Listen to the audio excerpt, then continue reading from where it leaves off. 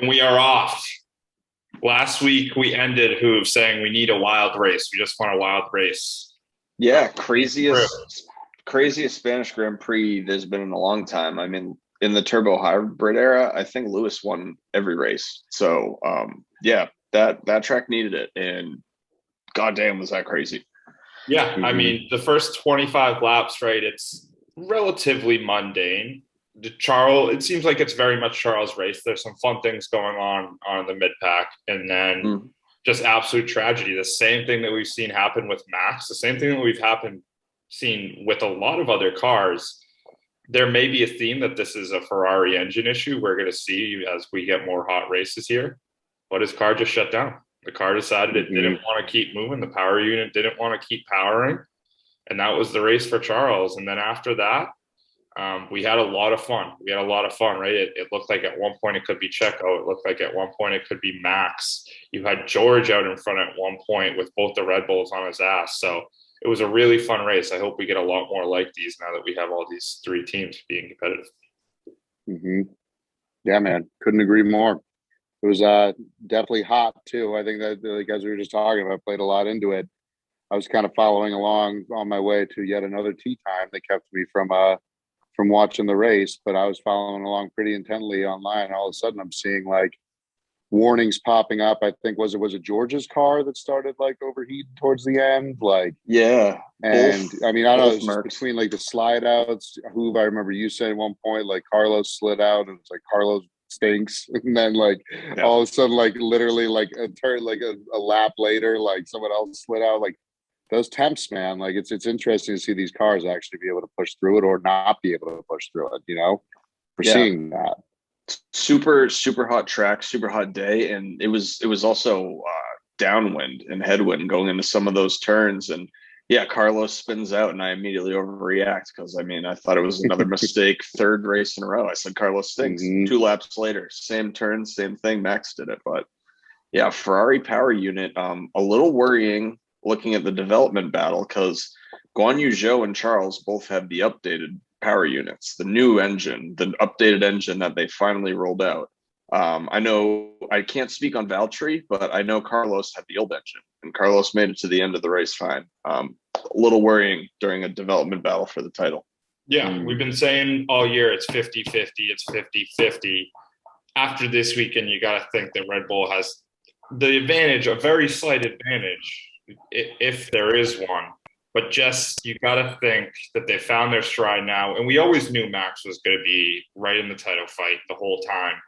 But now you have, Sergio showing up race after race, putting in consistent performances, probably a lot more podiums ahead. That's what's going to scare all the other teams, is that he's been here. He had a great year last year, but now this is every single race you can pretty much expect he's going to be top four, moving forward here. So if I'm Ferrari, I'm scared because you're not getting the same type of performance out of Carlos. So no, and let's be honest, Sergio would have won that race. Yeah, I mean they got to let Max through for points and all that stuff. But I mean, damn, like that was Sergio's race. That was it. He did what he was supposed to do. A good teammate and let Max through. Bigger picture stuff. But yeah, man, unreal driving from Checo. I got to be Checo's advocate. You guys know I was going to show up here with this. I understand that Max, he had the lap delta when he was creeping behind. He should have been let through. I think it was like 1.4 seconds on Checo that lap. But when you saw the 10-lap battle between Max and George, Checo pulled up with ease and he was ready to go by. They said, I saw the team radio check up today. It's no Checo, warm the brakes, keep the tires, let Max go by, get ready. And he said, okay, I'll wait. That's not fair when they asked him to move over later in the race. He had pure pace. If he was on the 3-stopper that early, he's going to win it. But on the other hand, I think he earned his contract yesterday. I think that's probably how they calmed him down after the race. I think that's how he's going to keep a level head to help win the constructors. Yep. Yeah. Couldn't agree more. Very well said. If you're a junior driver watching these seasons so far and you're in the Red Bull program, you're rooting for Red Bull, but in the back of your mind, you're also like, shit, I'm not going up there anytime soon because Checo's going to get a decent extension. And I think a huge part of that is how much Max loves him. Like, he's the perfect teammate for Max. There has been no points of contention. Like, a lot of other drivers on the grid, you try and pull that move last race, they're not going to have it. They're going to be pushing back a lot more. So I think it's just a perfect situation. Yeah, I think as long as Checo's happy, and I think they'll probably feed him. I think they'll give him like 2 race wins, maybe 3, if he deserves it along the course, and if Max is the clear victor. And I think he'll be plenty happy with that. And what that point you made about the Red Bull Junior drivers, I don't think Pierre has a chance anymore because Yuki's done better all year. Pierre has no points this year. It's crazy. Yeah, it's bad. It's very bad. Yeah, it's unfortunate. Why would you? Why would you switch him out? You know what I mean? Like, why would who in their right mind would switch out Checo right now? All he's going to do is keep spending year in, year out, just understanding the team better, understanding the car better. Like, it's his second year, man. Like, you know, what's he doing 2 years now, you know, with Max and like domination. I think all great points, and it kind of it's like, I don't know, maybe it's a side narrative you could just create and run with. But I think what Checo is showing is a great example of a Lewis era driver that didn't get to shine during the turbo hybrid era. All of a sudden, he's in one of the best cars in the grid, and he's absolutely flying. You got to think the other drivers that era, that could have been absolute masterclass drivers that just didn't get a chance. So, good on Checo. I hope he stays in it for 2 more years, 3 more years. Agreed. Yeah, so we keep on with the fight for the top 2. And then out of nowhere last week, here comes Merck, and they have a pretty bad weekend leading up. Put your hand up. Yeah. I did that. I think last week, if you want to bring the tape up, I did that. I said Mercedes are done because that was the 6th race. I jinxed them into contention. Because I heard that. I was like, ooh. Yeah. Lewis got wiped out on the first lap. I'd say it was an incident. His wheel was turned. There was just understeer. He could have won that race because he pitted twice when everybody was just getting their first pit in. And he had blistering speed. That was like Brazil 2021. Like, that was fast. And if he's showing up with that car in those races, I don't know. He could win 3 in a row, and he's in a title fight. So that's fucking terrifying. So he's in the title fight. I don't count Giorgio. Don't count the inter-team battle between Merck. So, like, all these Merck storylines, it's been all negative. Now we're looking for Merck, and that scares me. Even though I'm wearing the hat, I don't like him. I'd be very afraid if I was Ferrari, because it seems like Ferrari is on the decline or plateauing in the development battle. Merck's pretty much full steam ahead. So it's going to be interesting in these next 4 races. They're probably going to be a lot different than the first 6. So it's going to be interesting how the rest of the year plays out. And one guy that we'll touch on in the midfield, Valtteri is just an absolute rock star. Valtteri talked about a lot more, just because the performance that he's putting in this year in a car that's, I don't know, let's call it the 5th best, 6th best on the grid. Like, maybe it's better than the McLaren, who really knows right now. But his ability to consistently finish in that top 6 area, it's just, you know, you can make an argument that, you know, he could still be a top 6 guy on one of the big 3 teams and be pushing them in the constructors, no doubt. So, dude, I think he's already proven that. Yeah. Like, to do what he's been doing in an Alpha, that's pure skill at that point. Like, you know what I mean? Like, you know, everyone says, okay, what's the weight of, like, you know, how much do you equate the car and the driver, and what's that equation? How much, you know, like, dude, he has been absolutely smoking, like, you know, it's a large amount of the competition, to the point where all that's left are Ferraris and Red Bulls and, you know, and George up until last week, like, you know, and then there's Valtteri. So yeah, man, no, dude, I think you throw him on, I don't know, Red Bull or Mercedes again, anything like that, dude, I think he's doing exactly what he's been doing, you know, I think smoking it. I think he's better than all of the second drivers on all 3 of the top teams. I think he's better than George. Agree with that. I think he's better than Checo, and I think he's better than Charles. And I mean, hopefully he has 2 great years on Alpha, and that proves some respect. Maybe a McLaren seat opens up down the road. Maybe there's an Andretti seat. Maybe there's a Porsche seat. Like, who knows? Yeah, and we'll kind of talk about McLaren and jump into Monaco weekend here. Going into this weekend, I think there needs to be a big conversation about, is Danny actually a threat to get the boot, a mid-season boot here? Because he's not just underperforming, he's not even coming close to what they want over at McLaren. He's getting so outpaced by Lando pretty much every race for 2 years now. This isn't a small sample size. This isn't like last year halfway through having this type of conversation. He is clearly the second driver to Lando, but there's no close gap whatsoever. He's not competing for points on a consistent basis anymore. He's almost at this point, like, he's a bottom 10 driver realistically. So is there a guy? We talked about Coleman Herta, there's other drivers that are there. It's not a matter of, he's not going to get renewed. We know that. It's a matter of, do they cut him mid-season and bring someone else up? It's rare that they do that. Would they do it to a legend like Danny? I don't know. I think that's a bit of an overreaction, if I'm being honest. Like, I don't think especially because it's Daniel Ricciardo, like, maybe if it was some, chump of a kid that's like, he's not ready or something. I don't know, but like, right. Like, I don't see them doing that. Like, I could very well see them moving on from him after the season, no doubt. Yeah, I think that's. But I don't think that they'll go midway through the season and make a change, just because, quite frankly, they're not really set up in a position where if he was doing better anyway, that they'd be doing much.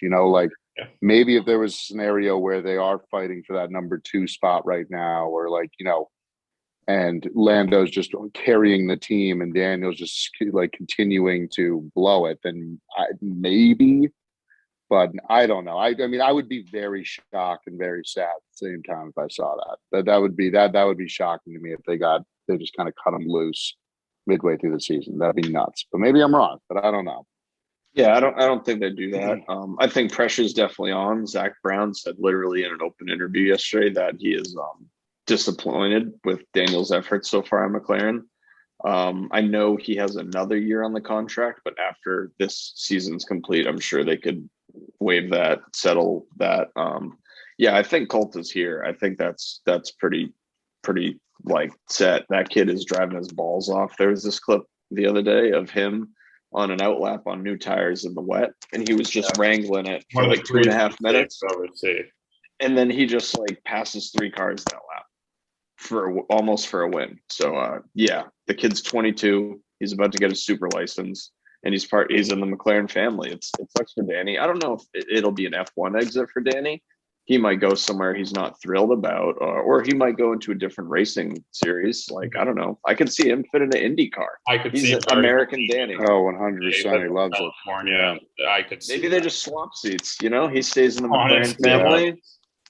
That's a very, very plausible thing for me. So we'll see how that plays out for the rest of the year. And going into Monaco, I feel like I'm excited to see how much glitz and glamour around this version of Monaco, because we already had like that big media race kind of in Miami, and Monaco, my biggest issue with Monaco is it's all the glitz and glam. And then when it comes into the race, it feels like it's always a pretty boring race. They always say, least amount of overtakes, whoever pretty much gets pole usually wins the race, unless you're Charles and your car doesn't make it to start the race. So I'm excited to see if we can actually get an exciting on-track race, or is this just going to be another boring, whoever gets first, 1, 2, 3, it just ends up whatever we get in qual is what we get on the weekend. So I think Saturdays have been, I don't know, entertaining. I love qualifying lately. I don't know, something about the Q3 battle, because it always comes down to Max and Charles, one of them on the last lap. I think that's like times 10. It's 10x on at Monaco. We're going 10x at Monaco during qualifying. So I mean, Saturday you just got to sit there and enjoy qual and treat that as the race. And if it comes down, sick, right down to the wire. But we just gotta hope for a shit show. It could be a wet race. A wet race in Monaco could give us something. A lot of people on the barriers. I bet if that's the case. There's been weird podiums on Monaco the past few years too. So I don't know. Maybe we get a cool third place or something. Right.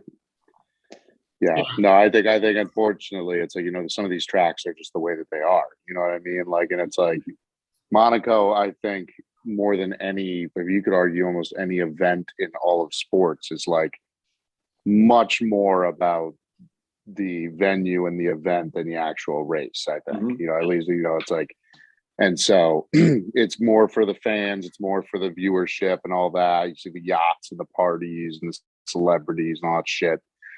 I agree. I think qualifier in Monaco is more exciting a lot of times than the actual race, but it'll be interesting. It'll definitely be interesting to see what happens here. Another storyline to watch is Charles, right? I don't know if I lost you guys or not. No, you're there. Yeah, but Charles, he's out there 2 weeks ago. Who wasn't he testing a classic car and he puts it in the barriers? Yep. So that is a storyline that we need to keep watching. He has bad luck in modern day F1 cars. He has bad luck in classic F1 cars. Is Charles finally going to be able to have a good break at Monaco? I'm a little scared just because of the prior history here, but that's going to probably be the biggest storyline of the weekend. I think it's all up to Niki Lauda. It was his car. He's looking down on the race. I think it's up to him to decide if Charles is going to finish his first ever Monaco Grand Prix. And I think scoring points is a win in Charles' book because it's his home race and he's never finished it. But yeah, I think the juju's a little off. That crash was a tough look during the historic Grand Prix. That actually also showed how small cars used to be when they raced around Monaco. So I'm sure that was exciting as hell, but our cars can't fit anymore. So bad vibes out there. I hope Niki is easy on him. You can't wipe out that car. No. You cannot. You can't do that. That's bad juju. Now, again, I think you guys, I kind of just cut out there for a sec, but yeah, dude, like this is I mean, what if he doesn't finish this again? Like, dude, this is like some weird's going on. Like, that would be just absolutely nuts to me if he doesn't finish this race. Be crazy. Yeah. So I don't know. Like I said, I kind of cut out there, so I don't have much more to add to that. But yeah, came in at the tail end, and yeah, Charles needs to get this monkey off his back ASAP. I'm predicting he does, but skittishly. So it's going to be hopefully an exciting weekend. We'll see if it's an exciting Sunday. But let's hop into predictions. We'll start off with top 6. I'll go. We mentioned him earlier. He has no points this season. I think he's due. It's time for Pierre to get some points. It's time for Pierre to finally get some points. He can't let Yuki Tsunoda become the number 1 driver. We just can't let that happen. I think that's an anomaly. I think he's due. He comes back in a big way this weekend. Lando Norris. He was battling tonsillitis this past weekend during the crazy race, and he prevailed. They added a lot of developments, a lot of upgrades last week. And he wasn't full physically, so we'll see him really test it this week. I know last year we weren't allowed to say Lando top 6. I think we still can right now, right? Yeah. Okay. Yeah, I think that's all right. I'm gonna go Danny top 6. I can feel it in my plums. Jesus. I don't know why, but he always does something. He's always done well at this track, man. I don't know. Obviously, that's 99% chance not going to happen, but there's just something I'm feeling. Maybe he'll sneak out a top 6. He needs it. We'll see. Lando lapped him last year at Monaco, so he definitely needs it. He needs redemption from that. Fuck, I didn't know that. He needs to lap Lando. Damn. Okay, well, that might have been a bad pick, but whatever. It's okay. No, I can't go back now. No. All right, for the podium, I'm putting my guy up top. The championship race keeps going back and forth. Max said 2 in a row. Charles is due, right? Charles is due. He finishes at Monaco, and he finishes a big way at his home track. A monumental occasion, momentum back in his favor. And then right after him, obviously, it's going to be Max on his ass. And then I think we get a Ferrari weekend. Carlos in third. Bounces back. Interesting. Chip, what do you got? So I'm gonna go. We got Max 1. I'm gonna go Lewis 2, and Checo 3. Thank you. I unfortunately got you. I got you. Sir Lewis Hamilton is going to win this race.